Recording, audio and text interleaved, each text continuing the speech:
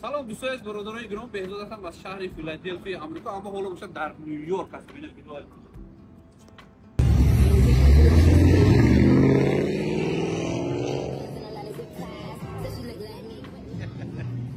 یک کاری مهاجرا برای من خیلی هم پسند اومد، این همون ریکشه‌رو.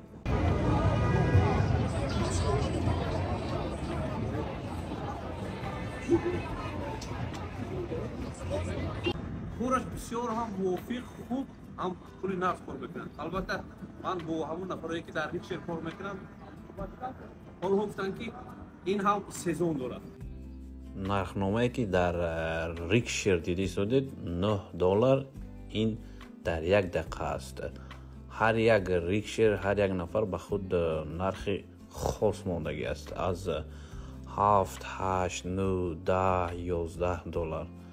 бубинед ки агар бо нархи $10 10 дақиқа ба сайру гашти нью-йорк шуморо бубаранд, нишон бидиҳанд, аллакай $100 мешавад. агар ним соат бигардед $300 мешавад.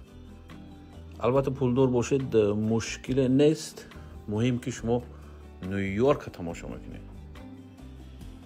ин аз ҳама беҳтарин кор барои муҳоҷирон дар нью-йорк.